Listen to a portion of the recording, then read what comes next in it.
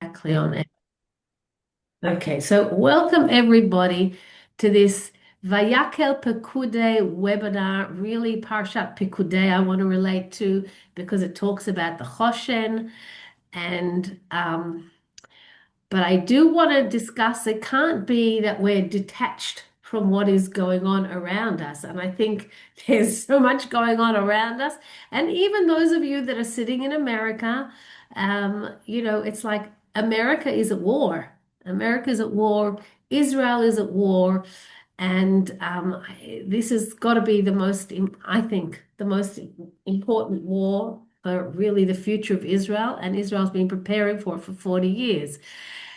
When I say all of that, it's like I do feel lucky that we have a prime minister that was concerned about this for so long and had his finger on the pulse. And it's not because I'm a Bibi fan, it's because I think that's a reality. But I don't want to be political at all. It just came out. Sometimes that happens to me. Um, and all of us here are all little soldiers, and we've got tiny little soldiers, the babies and the newborns and the mums and the dads and the grandparents and the great grandparents. We are all soldiers and we are all showing our resilience.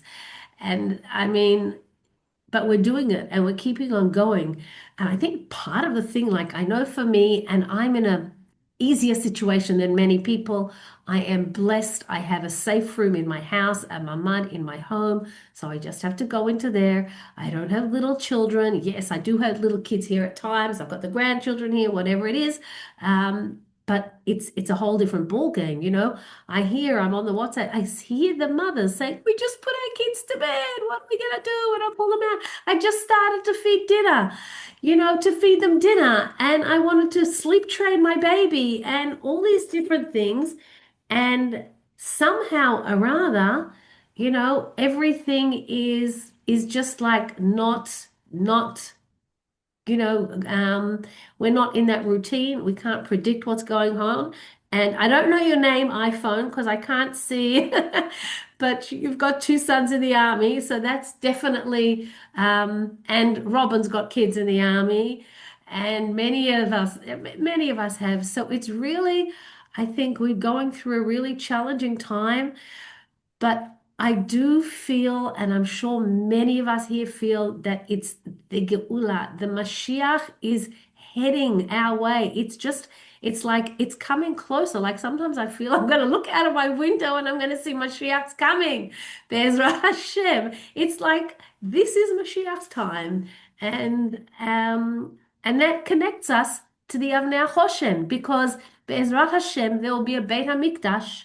Okay, the temple will be rebuilt, and in our temple there will be a Kohen Gadol, the high priest, and he will be in all the correct garments, and the garments will include the Hoshen Mishpat, the breastplate worn by the high priest. And we deal with the stones on the Hoshen Mishpat.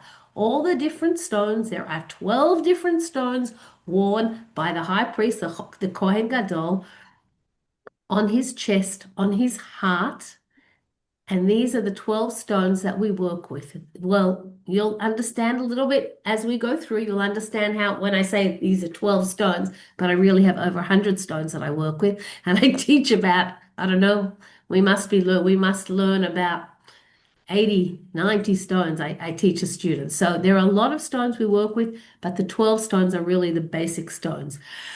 So that's going to lead me in. If we can have a chat about the war and different things afterwards, but I think for me, it's we need to be a resilient people all over the world, and I think we saw more than ever with what happened with our hostages in the 7th of October war. We saw that the hostages came out walking, standing, alive, the ones who came out at the very end. And that was something very miraculous. And we were all davening for them. I'm sure everybody here was, in their own way, in whatever way, was doing something for them. And that is Klal Yisrael, the nation of Israel, pulling together for each other. And for me, that was like a very strong statement of us pulling together about Hashem is with us. He hears our tefillot. So too now, everybody doing their own tefillot, whether it's a Tehillim or talking to Hashem in their own way, it doesn't really matter.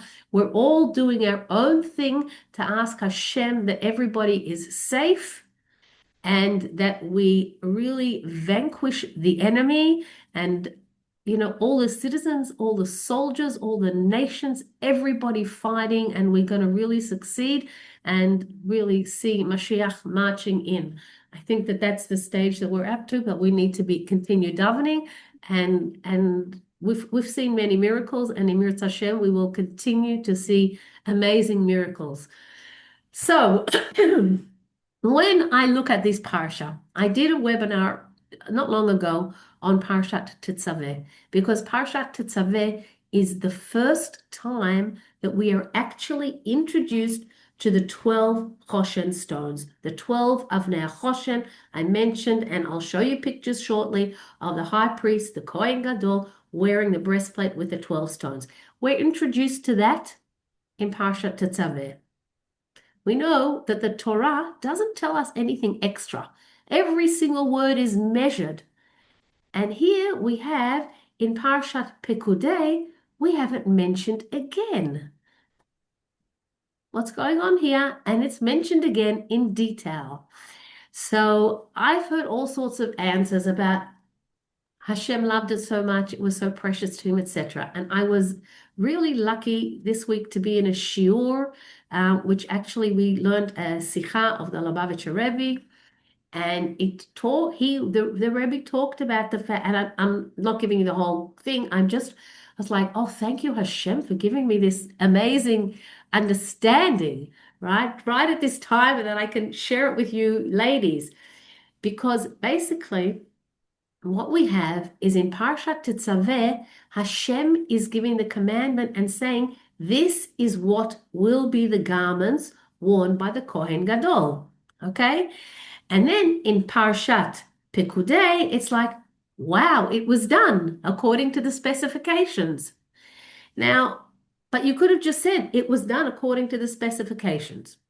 That would have saved a lot of words. But if you think about it, and I'm going to take you into even Pesach mode a little bit and say to you the following. Think about the Leil Seder. In my mind, I think about the Seder night. I think about how I want my Seder to run, how I want my table to look with a pristine white tablecloth that will remain white all night, which is highly unrealistic, correct? Okay.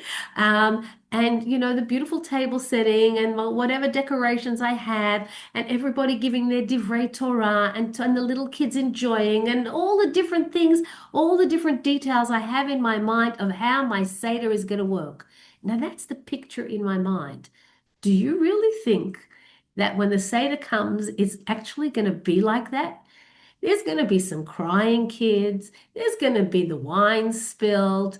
There's going to be who knows what, but it's all going to happen, okay? And my floor is going to be black afterwards.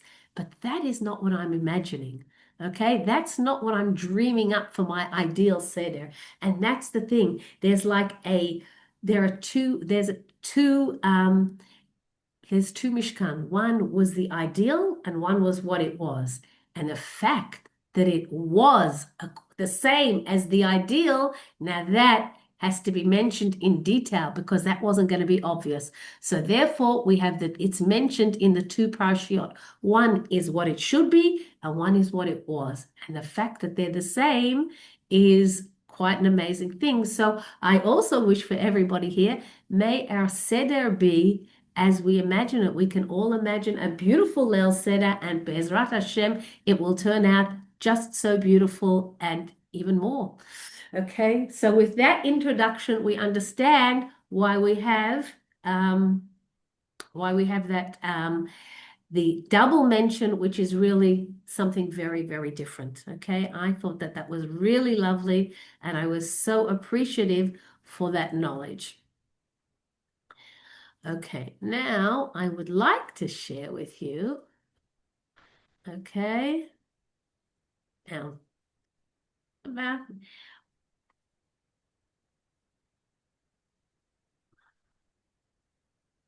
Hang on. Sorry. Sorry. Can you see it in large? I've got a feeling that you can't. Yes. Yeah, it's large. It covers the whole screen. Yes, it's perfect. Oh, great. That's amazing. Okay. Okay. So what I want to do tonight, today, wherever you are. Obviously, whenever I start any of my events, whatever it is, whether it's live, whether it's on Zoom, wherever we are, I always like to give the Jewish perspective on crystal or gemstone healing. When I use the word crystals, gemstones, minerals, stones, I'm intending the same word. It all means the same thing. Okay, so all of us need, for certainly for myself, to know that this is kosher, that we can use it. Okay. And in order to understand that, we're going to go through a few Jewish sources. These are not all of the sources. And there are times when, when we're studying it more in depth, then I will obviously go through more things with you. Um, I want to touch on the way the crystals affect us personally, the way we can use them to really make a difference to us in our lives, for the lives of our family, or whomever it may be. Okay. And we're going to learn about the qualities of the tribes. I've done quite a bit of research into this, and I find it very, very exciting to me to understand how the quality of the tribe and the quality of the crystal, how there's a common language.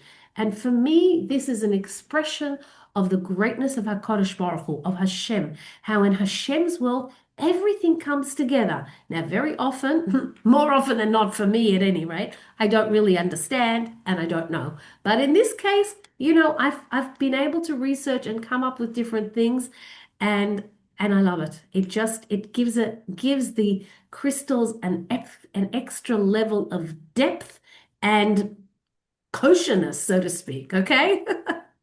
So let's get going. So I'm going to begin, okay, with this is unusual. Okay, with Rabbeinu Bechaye. He is a Perush. No, I can't do that. I can't do that way. I have to begin with a different one. Uh, This is the one I want to begin with. Parshat Tetzaveh. Here you have a nice picture of our Kohen Gadol. He's got the breastplate on with the 12 stones, and you can see that there are 4 rows and there are 3 columns with each of these stones. And it gives us here the details of how the measurements, etc. But it is all there. Now, then from here we go. I want to tell you about some of the commentators and what they say about the 12 stones. And Rabbeinu Bechaye talks quite a lot about the stones. He has a lot to say about them, and I've pulled some of the things together, but and it's incredible. He says, "Ein lecha kol even ve'even min ha'avanim hayekarot shelo timshoch koach min ha'elyonim." There is no stone from among the precious stones that will not bring down power from above. In our language, all the stones are bringing down energy, are bringing down power from above, okay? From the upper worlds, they're bringing down koach.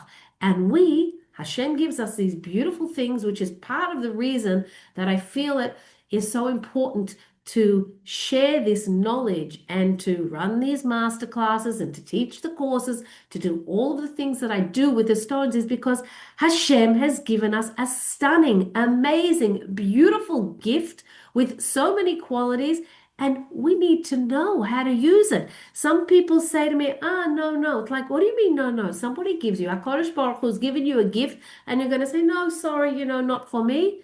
Now, I'm not saying that everybody has to use it. Be aware that they exist, appreciate their beauty, and I'm giving you another layer of it, of these fantastic gifts from HaKadosh Baruch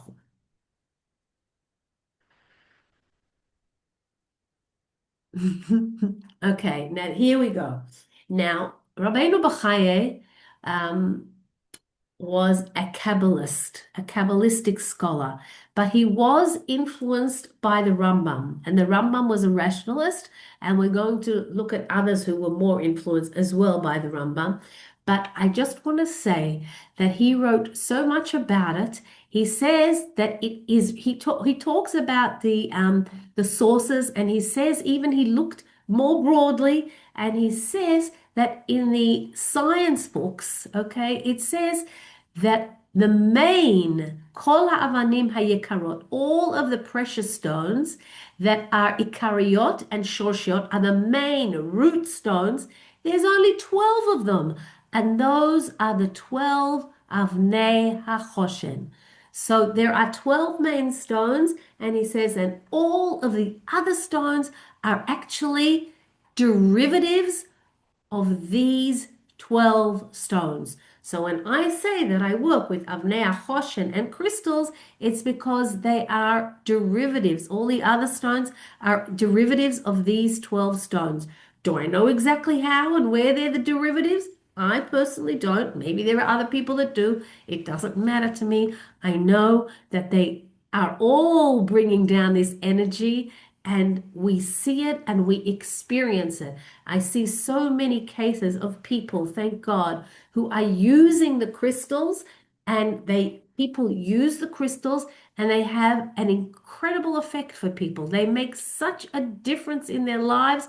Thank God, whether it's improving their self-confidence. In fact, um, I met with a young lady, okay, a gorgeous young lady, who was, and I didn't know it at the time actually, who was really at the stage she was ready, she was starting to go out with men, you know, looking for her partner in life. And she came to me for an assessment, and I did an assessment on her. And an assessment means that somebody chooses. I have, as I mentioned before, over 100 different stones, and people come and they choose whichever stones they like. And from the stones that they choose, I'm able to understand what's going on for them. I understand a lot about their history. If God forbid they've gone through different things, if they've had a challenging childhood. Now, if they've worked through all their issues, chances are I'm not going to see it. And please God, that should be for everybody. But the reality is that we haven't. And I'm horrified to see how much in our community, and most of my audience is Jewish. Most of the people I work with, I'd say 95% are Jewish. I do work with non-Jewish people as well, but 95% are Jewish. And I am horrified to see how much sexual abuse there has been that goes on or has gone on. Maybe it's not going on anymore. Be'ezrat Hashem, it's finished. I'm only seeing it in the history, and these things aren't going on anymore. Halavai, halavai. But I would never know if I didn't see it through the crystals. And I ask people, obviously, and I ask them in a very tactful way. I'm a social worker, so I've worked with people a lot. And through my work, when I work with people and um, and I do the assessments, it takes me to, it like gives me about 6 months of counseling. It just jumps me ahead because I know what's going on, and we can discuss the real issues. You can't fool me. We know what's there. We can see it. It's explained through the stones that people have chosen. Anyway, um, going back to our young lady, I really saw that she had a lot of anxiety. So I gave her stones for anxiety. I gave her stones to help her with relationships, understand others better, and give her some confidence. Anyway, she went out. I didn't know any of this. I didn't know that she was going to meet anybody. I didn't know any of this.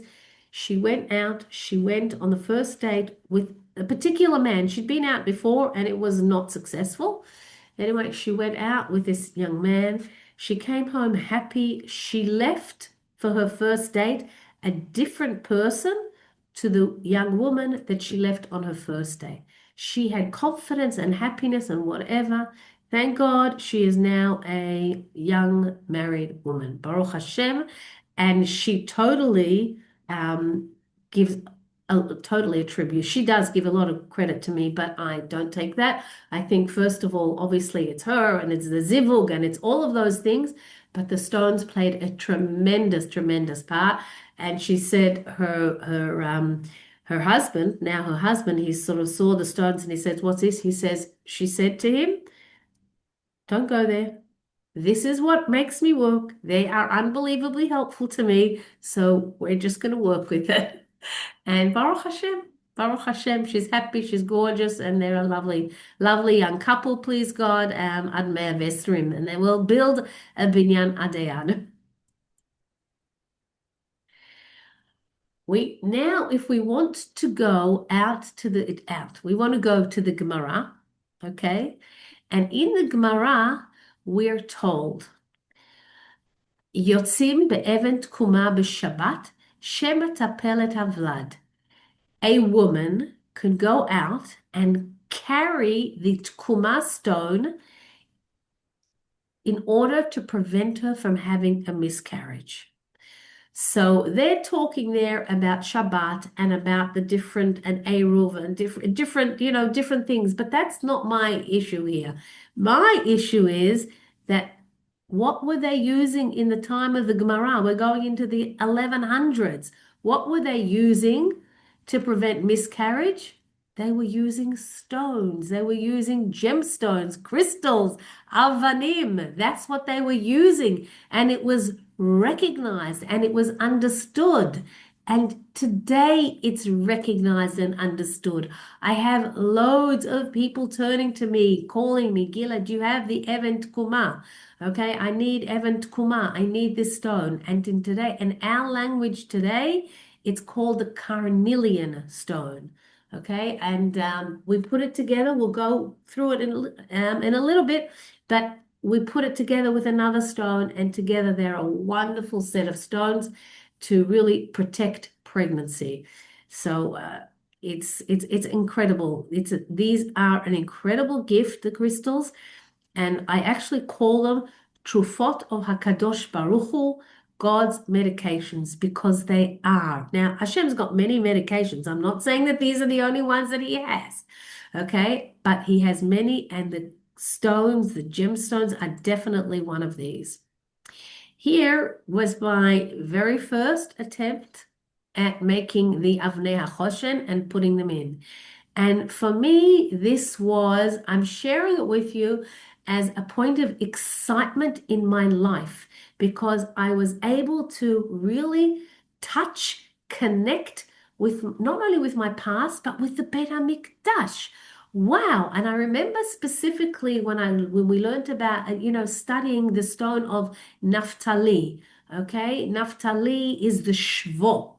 Okay. I know that the Naphtali is the Shvo. It's the agate stone. Wow. I can relate to it. I understand it. And of course, we'll discuss it more a little bit later. But that was like such a wow for me. Just, like to have part of my everyday language today is like to talk about these stones and to use them and to know that this is something from the Beit HaMikdash is absolutely majestic, superb, outstanding, everything. Okay, so I just have to show you this. I think I might have to stop this for a sec. And I'm going to do something that might be helpful. I just want to show you this. Just happen to have it here. Okay, these are really the 12 of Gorgeous. Hoshen. Okay, and Gorgeous. I have these in my house, a few of them. If I move back, it might be clearer, sort of. Okay, this one is so little because it's the diamond. Okay, we'll get to it. But this is something that I put up in my house. And I want to tell you, ladies, that I honestly feel it makes a big difference to the energy in my house. Thank God, Baruch Hashem, because at one stage, and I've mentioned it this before, but it's so incredible. We moved houses. I moved about 7 years ago. I already had my Hoshen then. not my Hoshen, my Avnei Hoshen, okay? Please God, the Kohen Gadol will have a Hoshen Mishpat. And we'll all go and see it and look at it and be so excited by it, right? It's true, we will. Especially all of you here who know something about it and are learning more and more. We're gonna be so thrilled together. I know it. I know it, and please God, it should be soon. Anyway.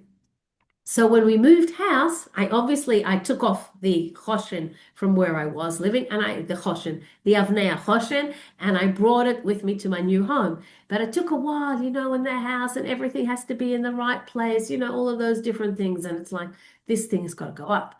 And my son-in-law came for Shabbat. My daughter and son-in-law came for Shabbat. And when they came, I said to my son-in-law, he's more handy and he gets things done.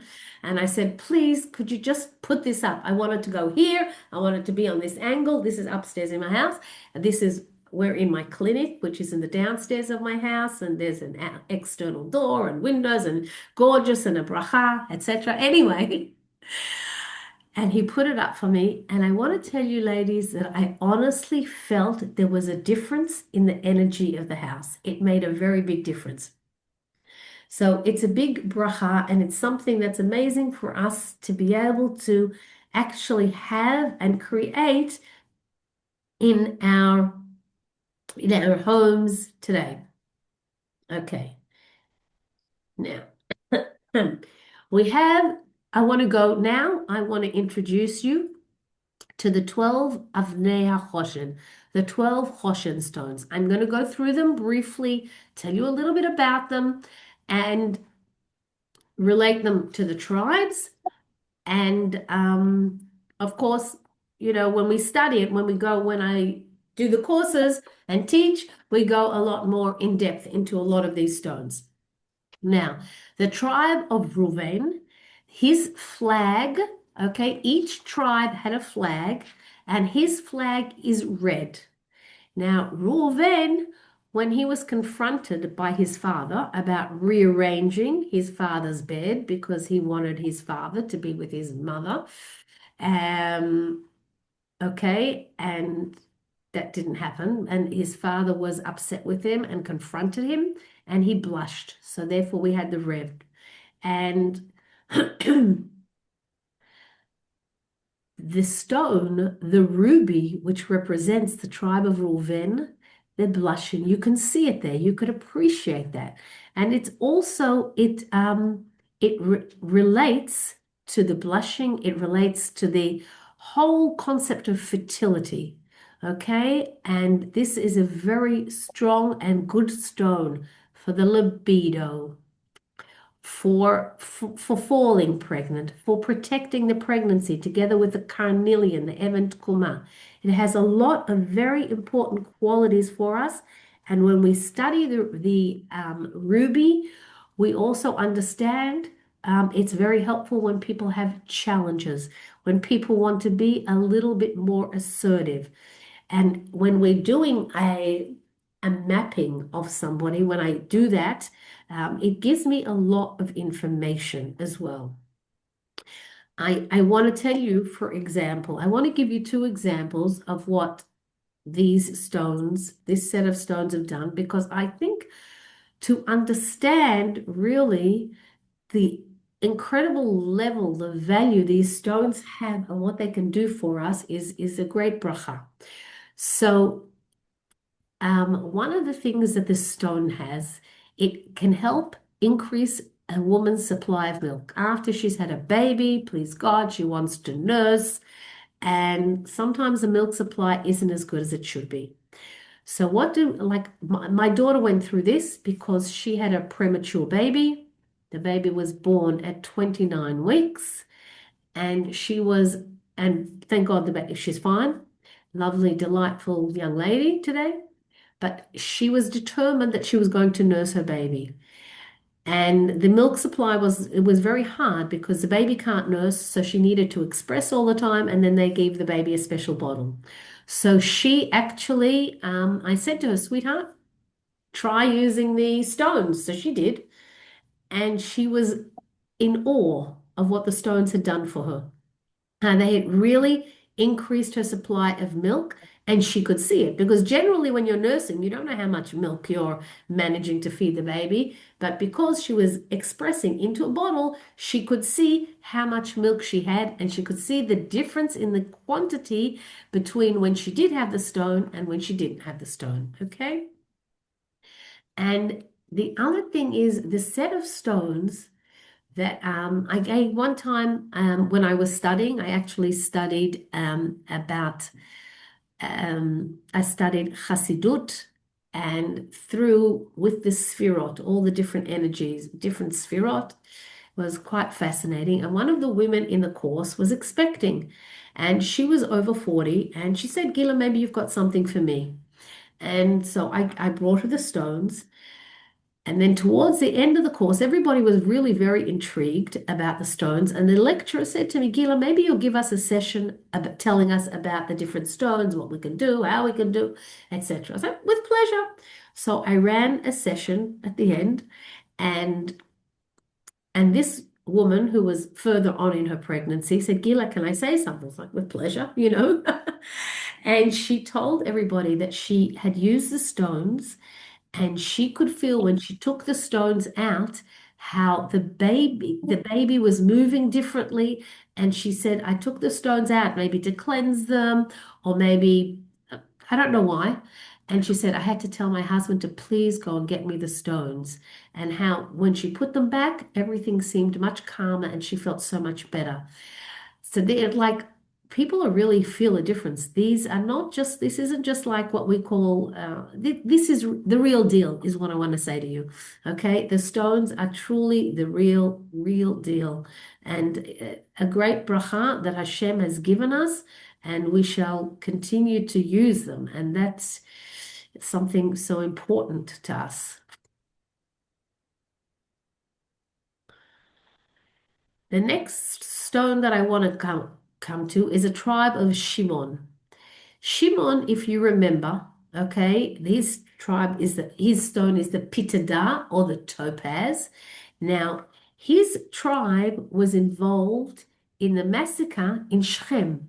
After his sister Dinah was raped, Shimon and Levi went in and they did a big massacre in Shechem.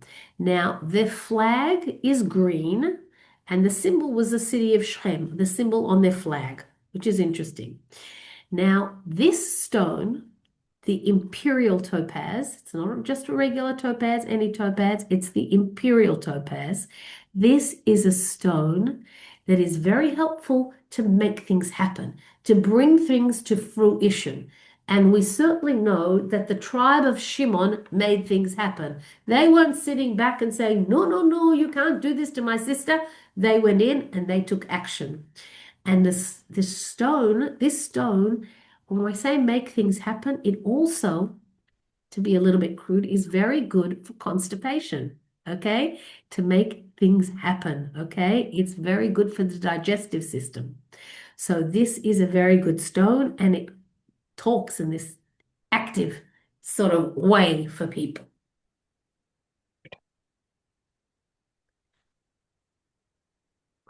The tribe of Levi, okay. Now, remember, the tribe of Levi, the Kohanim came or come or will come or do come from the tribe of Levi. I have a few Kohanim myself, Baruch Hashem, husband, children, grandchildren, Baruch Hashem. Now, the color of their flag, okay, is red, white, and black. And the symbol is the Urim V'Tumim. The Urim V'Tumim is like a little fold within the Hoshen Mishpat worn by the Kohen Gadol, and they would ask questions of the Urim V'Tumim. People, right, when Bnei Israel wanted to go out to war, they would ask questions through the Urim V'Tumim, and different stones would light up and give them the answers. But it's fascinating. Okay, it's totally fascinating. Now, the tribe of Levi, they would sit and they would learn Torah. They were scholars, they learned. And the bareket, or the emerald, is a stone that is good for the memory, and it strengthens the brain. So that fits well with the tribe that's involved in learning Torah. And Torah is also known as Torah or. Torah gives us light. And the bareket as a stone is also known to give light. What do I mean? When it's good for vision as well. The emerald and the sapphire are stones that are good for vision. And this is known. I had a young guy, Haredi guy, phone me up and ask me if I have the sapphire, if I have, and he said he's got a very severe problem with his vision, and do I have these stones? Maybe it'll help him. And I said, like, where do you know this from? And he says, what do you mean, where do I know it from? It's written in the Ma'am, it's written here, it's written there. It's like, it was like so understood, and he didn't understand why I'm asking. And the reason I mention it is because I often get questions is like, are you sure that this is okay to use stones? It's like, if you've learned and if you know, then you know. Um, so it's just amazing. So Torah does give light, and if we remember that the Tevat Noach, in Noach's Ark, there was what's called the Tzohar. And through this Tzohar came light. And the Tzohar is said to that it was made from the bareket, from the emerald, which gives light. And we can think of the light of Torah as well. Okay. And the other thing which is interesting, Moshe was from the tribe of Levi. Okay. Moshe was tribe of Levi. And when he was born, he radiated great light. And so his mum understood there's something special. So she actually put tar around his cradle before she put it into the water because she didn't want to draw any attention to it. Okay. And again, when he came down from Har Sinai, he needed a shield. We went through it in the Parsha this week of Kitisa that we just read. He needed a masveh to shield the people from the light that he had gained from being with Hashem. So the light and the emerald and Shevet Levi and Moshe Rabbeinu and all that is a beautiful, very, very beautiful works together. Beautifully comes in together, fits together.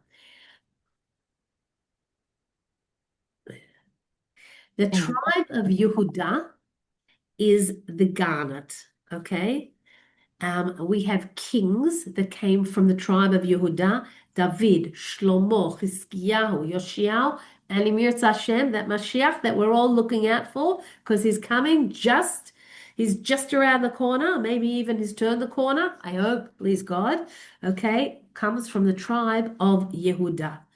And the flag of Yehuda is like a blue sky with a symbol of a lion. Hello, what's the name of our operation now? Okay, we're Am Kelavi, we're also Shagat Ari, the roar of the lion. It's really Mashiach times when you think about the name of the tribe of Yehuda, where Mashiach will come from, and the name of our last two incredible, miraculous wars, Be'ezrat Hashem. It's just amazing. That connection is just tremendous, okay? Now, this stone, the nofach or the garnet, is a stone that is very good to strengthen the reproductive system. And I want you to remember, in those times, kings had many children, because they had many wives and they had a lot of strength. They needed to have a lot of strength. And the garnet gives you strength and strengthens reproduction, okay, which all sort of fits into that kingmanship. And it's a stone of liveliness and of well-being, and it's very good for the lower energy centers, okay, where all of those sexual organs are located to. The other thing is the lower energy center also relates to our malchut.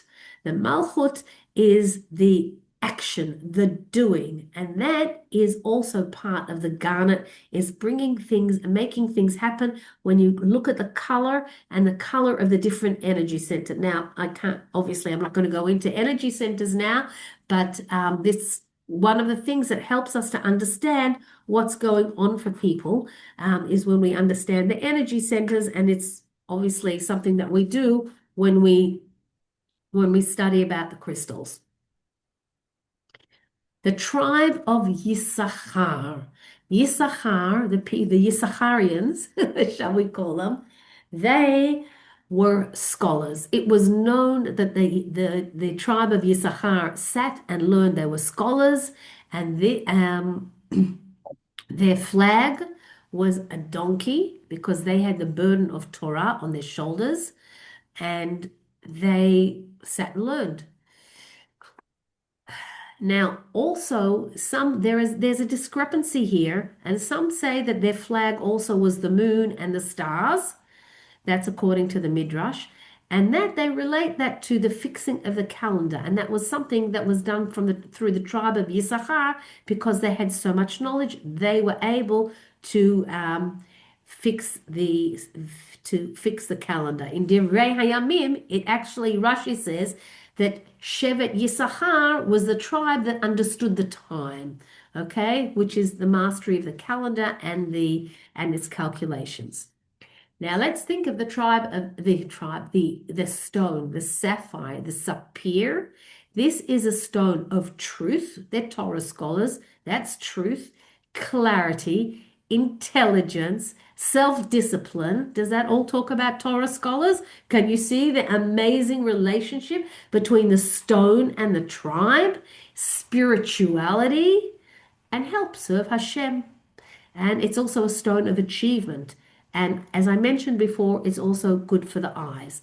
So that is like, it's so beautiful the way everything just connects so incredibly in the world of HaKadosh Baruch Hu.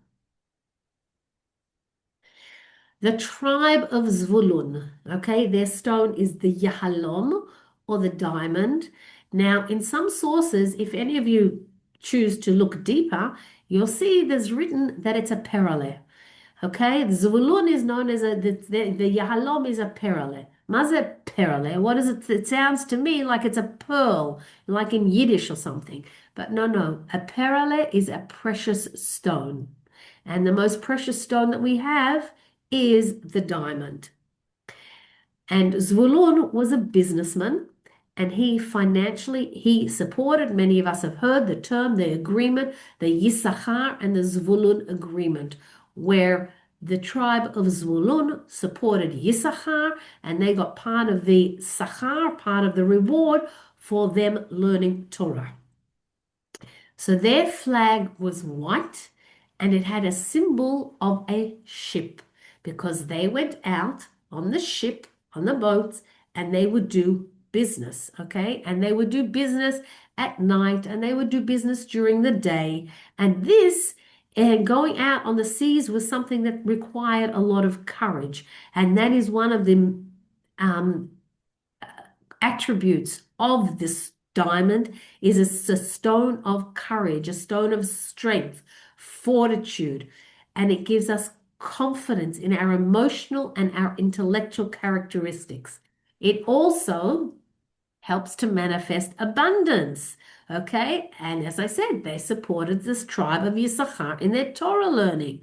So, ladies, I really highly recommend diamonds. So if someone wants to buy you something, say, you can always tell people that Gila recommends diamonds, okay?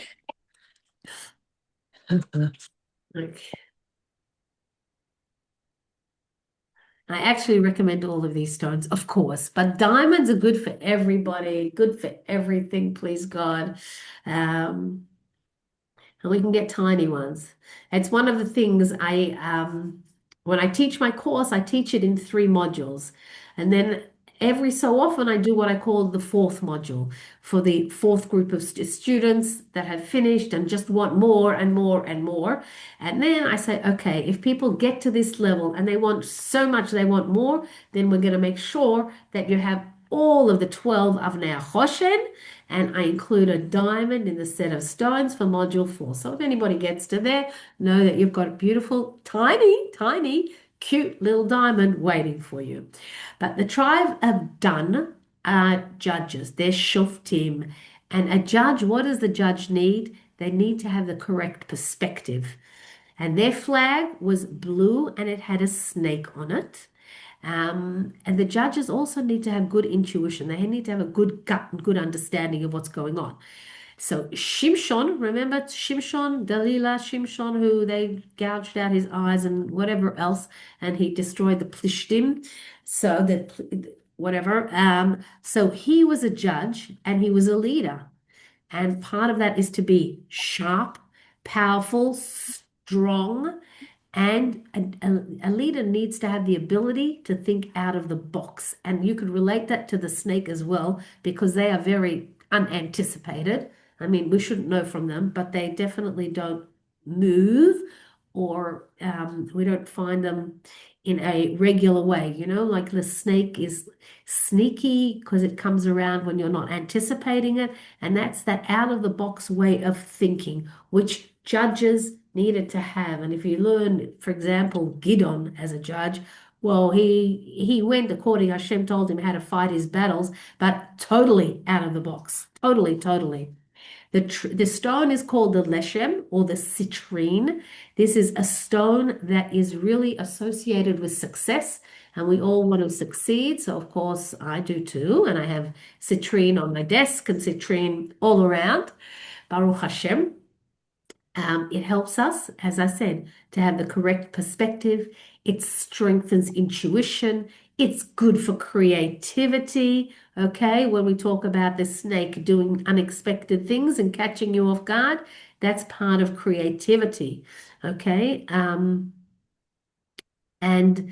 I think we can think about Shimshon as being powerful, and he had strength, and he paired that with a lot of risk as well. And by the way, the citrine is known to be a stone of success and to help improve financial situation. So you will often see a citrine, a nice piece of citrine in shops near the cash register. Shevet Naphtali, I mentioned Shevet Naphtali before, the shvo, the agate stone. I mentioned it before because I don't know why it was this stone, but it so inspired me to create and to make my Avnei Hoshen that I showed you before, and the other ones that I've got around the house. Somebody just told me, sent me a message today, Dafka, that she bought one of these Avnei Hoshen from me, and she said, Gila, we've moved around all over from Israel to the United States and back to Israel, and this has stayed with us, and it's up in our home, and she's loving it. So Wait, Shevet Naphtali, the flag of this tribe, the flag has the symbol of a deer on it. A deer, runs freely is swift and runs in the fields. And the tribe of Naphtali, we think about the free spirit, eloquent in speech, quick military response. Now, Devorah Hanaviyah, okay, who sat and prophesied under the tree. And she also told told Barak that he should go to war against Sisera. So, and she wrote a song. There's Shirat Dvorah. It's well known. And she was from the tribe of Naphtali. And I think that that's great because one of the stones, a shvo, an agate stone, is this blue stone here called the blue lace agate. Or as we call it, right, ladies there, we call it the speech stone, Even HaNeumim. So when you have a speech to make or you want to talk to people and you want to say it the best way, make sure you have your Even Neumim, your agate blue lace stone with you. Okay. It's also a protective stone. You can see that it's got all these rings. That's typical agate stones. Not all of them, but many of them have those rings around it. And I sort of feel that those rings going around is something around us. It reminds me to protect us. So it is a very protective stone, and it helps us to say what we want in a more eloquent, easy way to understand. Can I ask a question about this? I think we're going to leave questions to the end, okay?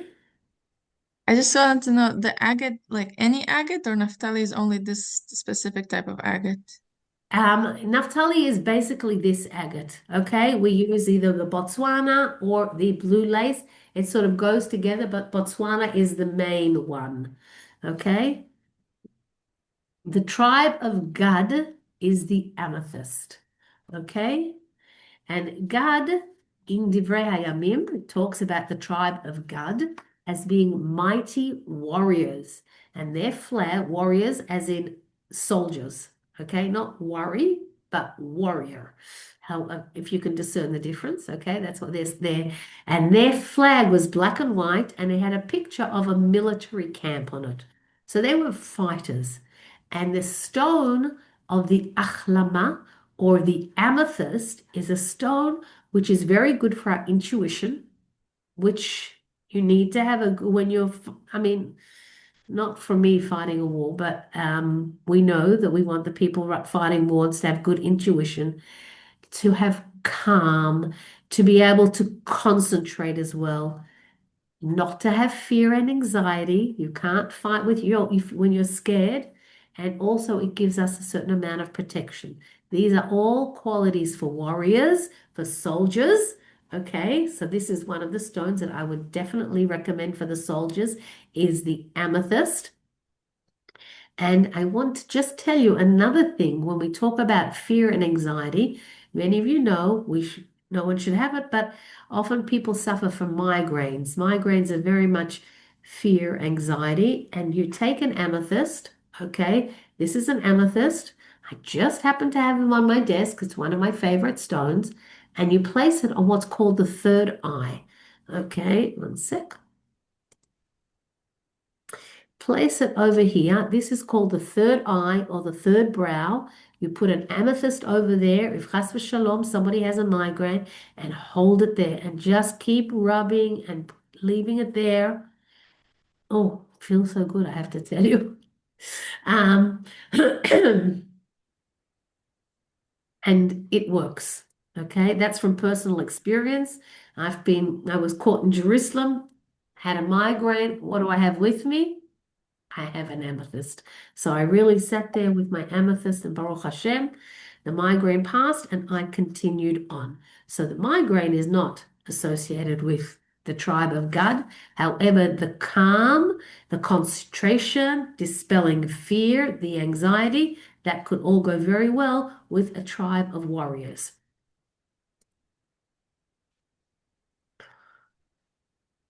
The tribe of Asher. What does this stone remind you of? What can we see when we look at the color of this stone? It's got that watery feeling to it. It's like marine water, okay? And here, if you look at the map of Eretz Yisrael, may this be our full map soon, okay? Here we have the tribe of Asher. And where was the tribe of Asher? They sat on the coast against the water, and their stone is the aquamarine. And the aquamarine gives us the calm of the water, of the sea. It's a calming stone as well. But let's see, they had prosperous land. Okay, now their flag was an olive tree, which was they had either blue or green in color of the flag. And when we think about it, okay, it talks about the olive tree has oil. It talks about oil, flowing oil, the flow, the prosperity. And that also the supply of water and water relating to the aquamarine being an essential commodity. Okay, and something that is obviously very calming. But I think that the location of the tribe and the actual stone is incredible. When you see there, okay, you can see that it absorbs fluid from the body. So if you take your fingers and you put them behind your ears, and you can feel a little indentation there, a wonderful place to put stones. If somebody has fluid behind the ears, aquamarine together with another stone stuck there, two stones behind each ear, drains the fluids and helps the infection. It's amazing, but it's talking about fluid and fluid in general in the body. I just saw one of my students put up today. I saw she had her brother was lying with a big aquamarine because he had fluid on the lungs or something like that. She'd given him for that purpose. And I've given aquamarine to people for swelling. Okay. I know when I fell on my ankle a few years ago, and it swelled up like anything. And I put, among other stones, I put stones there against pain, but I also put stones there to reduce the swelling, which was the aquamarine. Okay. It is calming, it absorbs fluid, it helps see things, helps us understand things with more clarity. And it, like the sea, like the water, this is a stone that helps to wash away unnecessary thoughts and heavy feelings. And here we're going to come up to one of my favorites. One of my favorites, Yosef, the onyx or the shoham. Now, his flag, Yosef's flag, was black, and he had a picture of an ox and an antelope. So, the ox is known for its strength, and antelopes also can be aggressive as well. But let's leave that aside. The onyx can also be an aggressive stone, but we're not concerned about that. What I want to relate it to is to Yosef HaTzadik.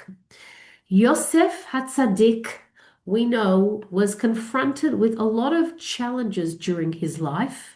Okay, we talk about suffering and pain. He certainly had his lot being thrown into the pit and going into jail and being away from his family for most of his, most of his life.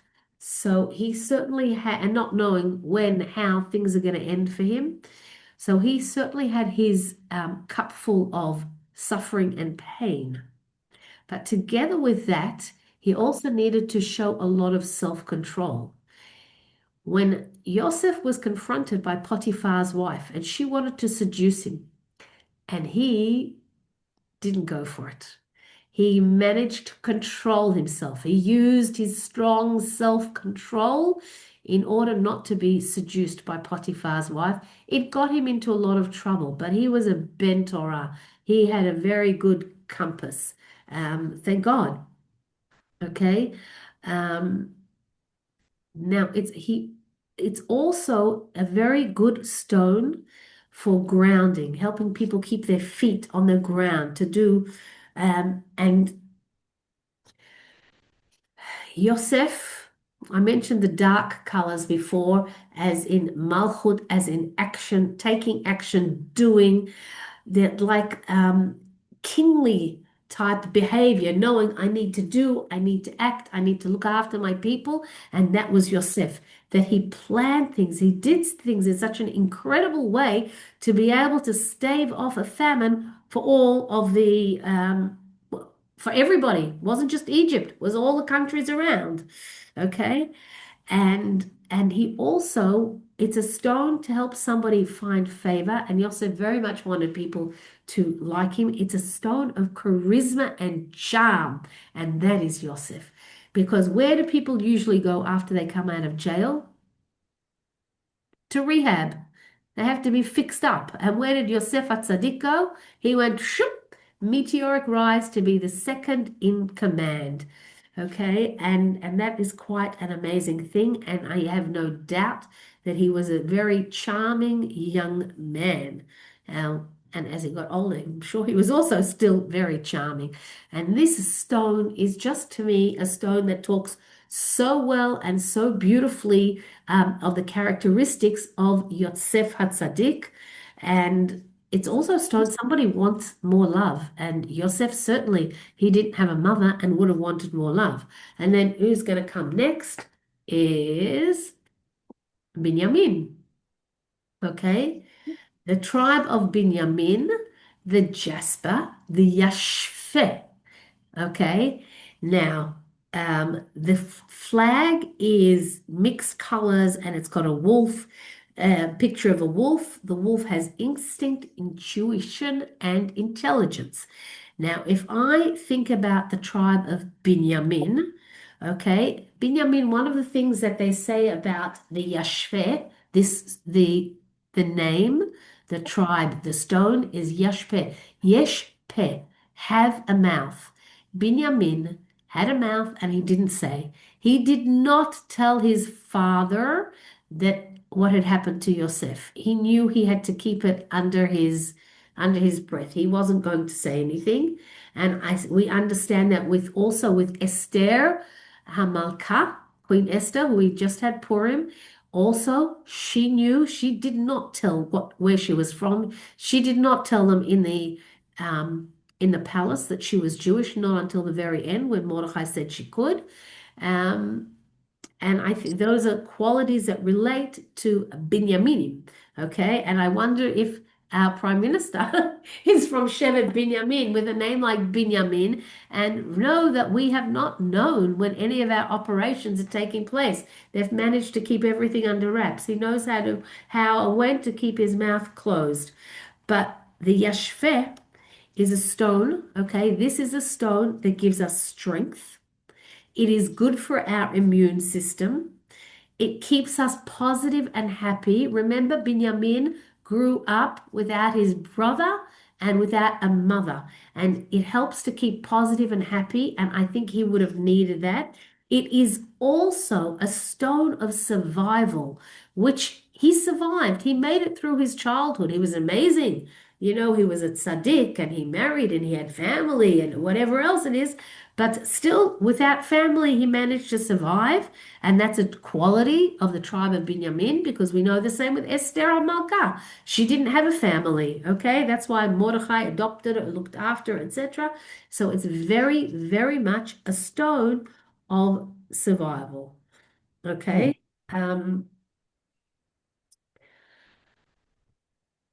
Okay, I think that is the end of it. That is it. I want to tell you first, I want to tell you a little bit about how I do and how I work with the stones. Because what happens is people come to me, right? I have loads of stones and people will come to me either physically or actually on the Zoom, which is quite an amazing bracha to be able to come through the Zoom and for people to choose stones. And often I demonstrate that during my master classes, and people choose stones and we go through why they've chosen the stones, and it's incredibly accurate. So people choose stones and we have an understanding of what is going on for them, what's happening for them. So I can understand when people, I'll give you an example of a very sweet little girl who came to see me, and she did not talk to me at all. She just chose the stones, and as we know, you can communicate in many, many different ways. And she was communicating. We smiled at each other, and I talked to her, but she didn't talk to me. She chose the stones. I did an assessment. And I said afterwards, I wondered if perhaps this child was autistic. The mother had not said anything like that to me at all. And then when I met with the mother afterwards to go through that she was shy and that she felt uncomfortable, all different things about her. And the mother said, I probably didn't tell you, but she has a particular genetic issue.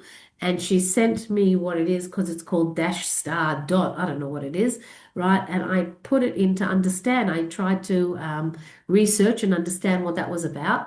And I saw that one of the things is it can appear as if the child is, or the person has autistic presentation. So that was very interesting to me that I could actually see that through the stones that she's chose, I understood that. Now, I gave her treatment. I gave her recommendations because we could actually treat people with stones. That's one of the things that I loved so much. I love so much and chose, and one of the reasons I chose to study the stones is because, fine, we understand what's going on, and then what are we supposed to do with it? Where do we take this? What do we do with it? So here, like, okay, so now send somebody off to go and take this medication or this treatment or this or that. No, the stone ladies are a one-stop shop. Okay, you come to us and we give you crystals because crystals have frequencies. The same way you chose the stones that are good for you, so too they will help you to heal. So we give people crystals to wear. They wear them on their body. They can put them in different places, okay, put them into water, put them on their desk, all different things. There's a whole Torah, so to speak, in inverted commas, as to how we actually use the stones. And please God, we'll discover more of that when we study about it. But they are unbelievable. Baruch Hashem. This little girl, her mum wrote back to me and she said she's so much more cooperative now. And because beforehand we found that very often what happened was that we would ask her to do things and she would just ignore us. Now she's so much more obliging and it's such a pleasure. And so many more things, and the confidence that she had at school was also quite an incredible thing, that she could actually move on from here, etc. It was just like, wow. Yeah, Miriam. Oh, sorry, I was on mute. Hi, Gila. First of all, amazing, amazing webinar. This was so wonderful, so beautiful to hear all of this. I already, like, while you were talking, looked up your website and the courses you have and all the things you do. Um, I wanted to ask first about your thoughts on, obviously we want to learn it from a Torah standpoint, but I'm curious like where really these teachings come from, who you can trust when it comes to like books on it, because there's also in the non-Jewish world, it's also a very big thing, the healing stones. And I find a lot of similarities in what they say about different stones. So I just wanted to see if it's like, see what you had to say, what your thoughts are on Okay. that. Mhm. And when it comes to putting them on the body versus having them in jewelry versus drinking the water that it sits in, like what you find most Okay. effective. Okay, so let's the first of all, you raise a very important question, saying sources, what books do we use, etc. And we go through that. A lot of people ask me those questions about the books, okay, and what to do. I have a limited book list because I know where I study this from. I know my source is good, my source is correct, and I know, and you know, that there's a lot of junk out there on the internet. There's also good stuff there as well, and you can sometimes research and come up with good stuff and come up with interesting information. But I tell my students, I recommend that you stick with the sources that I have, and from there, if you want to branch out, then you're welcome to branch out. But you start with those things. Um, so I really know that my sources are correct. We know they're correct. We know that the carnelian is the event kuma. It works. It works. Okay. And that obviously is so meaningful. We have Rav Kanievsky was also involved with the stones. The woman I studied from was Gila Gavrielov. She is the guru of this. She had a bracha from the Lubavitcher Rebbe. And when we study the course, we also go through more of the sources. I go through things more in depth. And I go through as well, the way in which you use the stones. So jewelry is wonderful. But one of the things that I want to say to you, all of you ladies, if you have stones, I want to highly recommend that what you do is that you cleanse them or you purify them. And Rabbeinu Bachaye talks about this as well. He says, I've seen in the philosophers that they talk about recharging the stones, and I think it's a good idea because the stones give us energy. Okay, they're giving us their beautiful energy, and sometimes they're taking our less beautiful energy. So it is recommended, okay, to purify the stones. And first of all, for me personally, as soon as I saw purify stones, I said, and the words used are litaher. Litaher for me means mikvah. So I take all of my stones, go to the mikvah. Before they can enter my stock in any way, they have to go into the mikvah for one dunk. That's it. So anytime you buy stones from me, you know they've gone to the mikvah and they've had that extra purification. And then there is a simple process of 2 minutes under cold running water and then 3 hours outside in daylight. Once a week, we do this purifying. So once a week, we purify for 2 minutes under cold running water and 3 hours outside in daylight. One, two, Interesting. three. I Okay. actually had heard about moonlight, so that's Other interesting. people talk about moonlight, etc. I work with the daylight. It works. Believe me, it works. Baruch Hashem, I can see it. And sometimes my stones sit out longer than just for 3 hours, and they enjoy the moonlight too. But that would be limiting, and that's not the way that I don't. So when It's fine to do it in moonlight. I recommend doing daylight. Okay. yeah. The other thing I want to say is that's the difference between the courses that I teach and many other courses that are out there. Because when you study with me, you're studying with a frum Jewish woman who Torah is number one, and then everything else comes underneath. So it is all straight, honest, and when I don't know, I'll tell you I don't know. And if I don't have a source, I'll tell you. But it's all Jewish. In fact, I tell this story often that when I first encountered crystals was I didn't know anything about crystals. I knew nothing about nothing. And the first time I encountered was when my daughter was in kindergarten. And one of the women there, we were having a conversation, and one of the women there said, "Oh, I've got a shop and I have a shop for crystals. I sell crystals." And I thought to myself, "Oy gewalt, that's something that's not Jewish. It's not for me, whatever. I'm a frum woman, not Mhm. suitable." And that's it. That was the end of the story. And then look at me today. So once I realized that this is something really Jewish, and when we push it away, it's pushing away a gift that Hashem has given us. And I think that that is actually an injustice to do to one of the beautiful gifts from HaKadosh Baruch Hu. Yeah, I actually love how you said that. I actually work as an energy trauma healer, and I wanted. So, actually, one more question. Sorry. When you said it, can you maybe give an example of how that mapping, like learning about the stones, can really help you understand the client more Sure. just from them choosing? Okay, so for example, I had a gentleman that came to me, Zoom, okay, and he chose a bunch of stones. And I said to him, "It seems to me as if you went through some sort of trauma in your childhood." So there was some difficulty, okay? And he said, "No, I had a very normal, fine childhood." And I said, "Maybe something somewhere." And then he said to me, "Actually, I was bullied a lot in school." Okay. I could see that.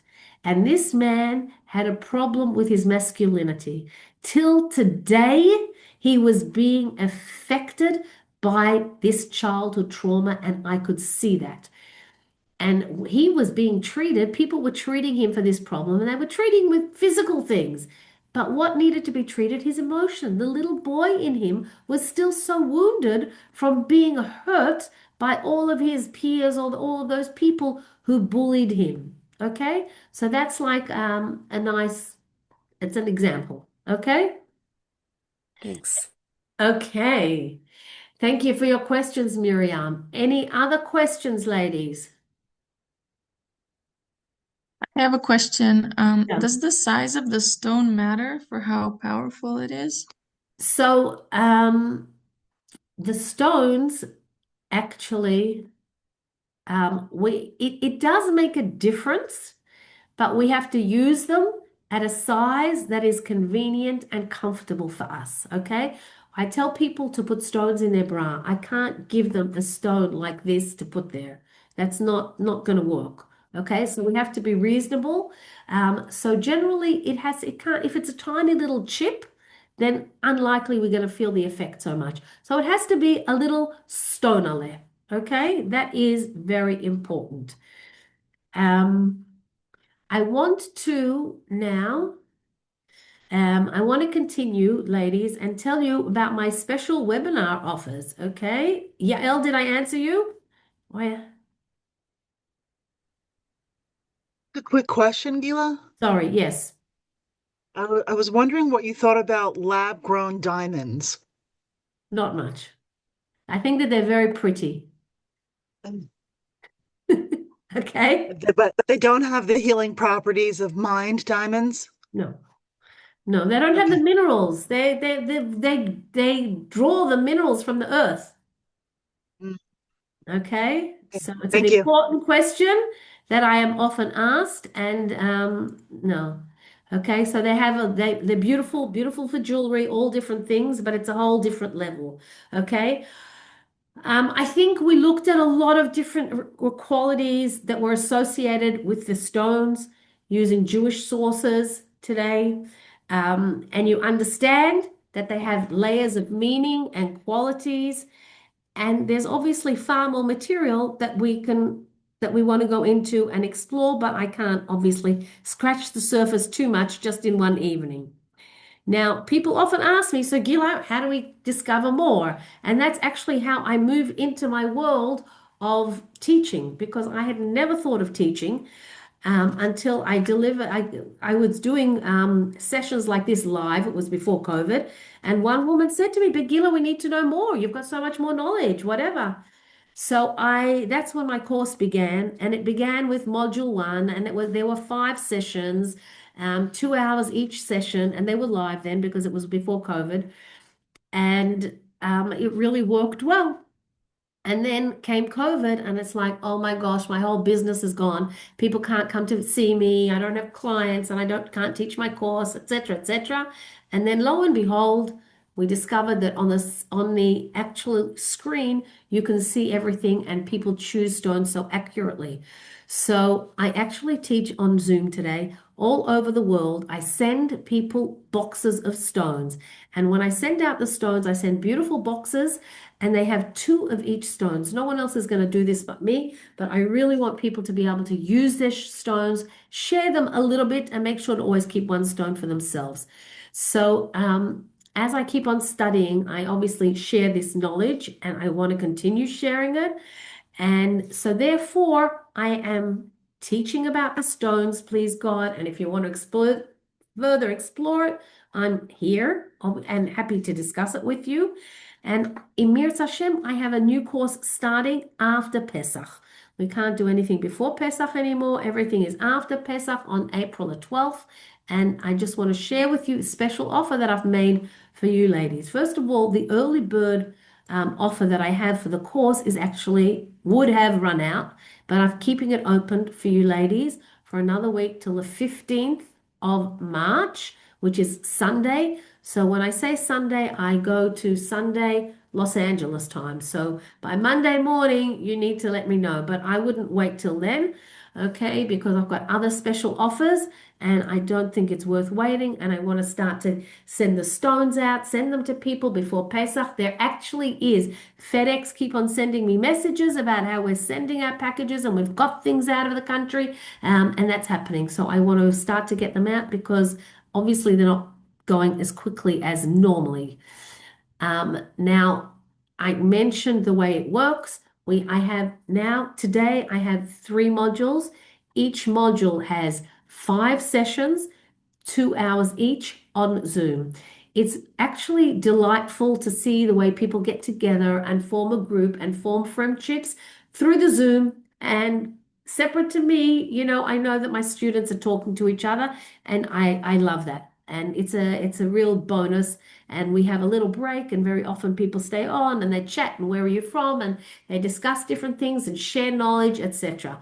Now, if people decide to take one, you can decide to do just 1 module and then say, maybe I'll continue, maybe I won't. That's fine. Or you can say, no, no, I want to go, all in. I was met with a couple of women in the States, and I had met them once, and they said to me, Gila, no, no, no, we're doing the whole thing, and that's it. So if you decide to do that, there's obviously a package deal which makes it cheaper.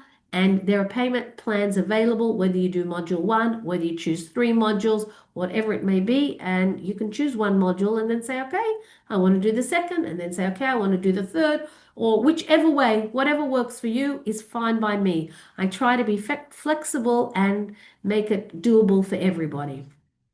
Okay, obviously the Jewish perspective and the Jewish sources is something very important to me, as you understand. And we learn from the first lesson, you'll start to use crystals. Okay, and I give you, we do exercises and we do so much more, and it's fun. People tell me, and I'm not exaggerating, I wait all week for this class. I wait all week to have it. I think it's crystals are so exciting. When I was studying also, the highlight of my week, studying crystals. I guess that's why I'm so passionate. I love it, and I want to share this knowledge with everybody. Okay, now what I do now is I do a private crystal assessment. You'll have your own crystals. So we do an assessment so that you can experience it, understand what it's like.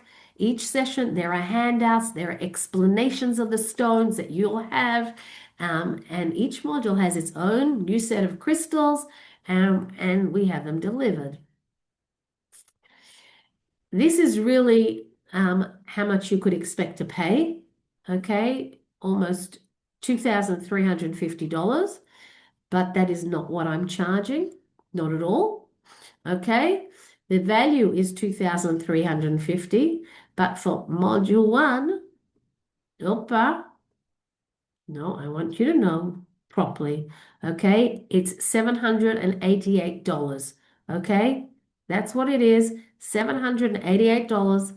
You're welcome to split it into payments. I mean, we have to work out the system, but it's definitely doable, and I'm happy to do that because I think it makes it manageable for people. Okay, so there's a lot of saving involved there, and I want you all to have that benefit. Okay, lots of saving. And then if you decide to do, someone decides they want to do the package deal, they're doing all 3 modules, you get boxes of crystals, you actually get a bottle of therapeutic healing oil, which we learn how to make in module 2. The oil is amazing. If your Yochevet's still here, I'm sure she'd love to tell you. She'd tell everybody about it. Okay, you get a certification when you complete it. We have a WhatsApp group, and it's really very special. Okay, and that's why module 4 was developed, was because it's so special, the women didn't want to let go. And they said, Gila, so when are you doing module 4? And then we did even module 5. That's it. So what are the rates? Okay, here it's summarized easily. Module 1, okay, $788 until Sunday. And here also, I haven't done this before, on the package deal is a good rate and is a package and is about as low as I can put it. But I said, I want to give you something extra special for tonight. So you've got it for what, $1690 approximately. I want to tell you that I charge in shekel. Okay, so if we lock in a payment plan, it will be in shekel and whatever it is. So even if the dollar goes down, it's still, that's whatever the price is. So if it's 400 shekel, that's what it's going to be consistently, is this price. And I think that that is a definite advantage to also locking the price in earlier.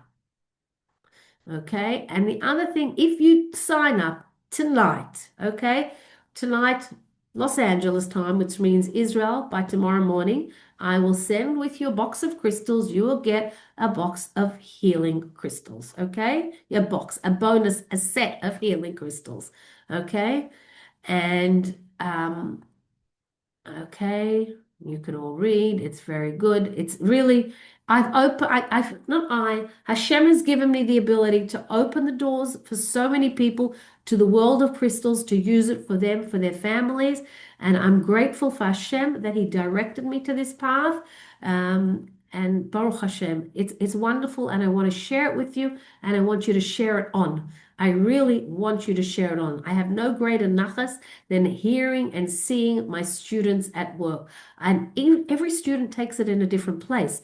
I've got students that are students that work in massage, and they place stones in different places and use it during their massage treatments. And sometimes they consult with me, what would be better here and how should I do this and that? No problem. I'm here. Okay, I've got students who have opened shops. Another student who is making very beautiful, exclusive jewelry. So many different paths that people can take, and every path is a good path. We're using a gift that HaKadosh Baruch Hu has given us. So you're welcome to take a photo of this screen so you've got all my contact information. And please, you can email me, you can WhatsApp me, you can contact me through my website. Okay, please be in touch if you have any questions at all. Okay, I'll stay on if you've got any further questions. Did I pull it off too quickly? Yeah, could you put it back, please? Yeah,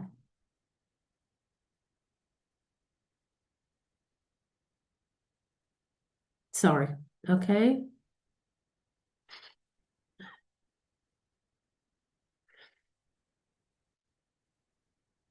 Okay, this way you can always be in touch with me. If you're doing the package deal, you can't sign up through the website. I mean, you can sign up, but don't pay through the website because I've offered a better price. The price that I'm offering you ladies tonight is cheaper than is on the website. Okay? And the price you'll see on the website that the early bird special has ended.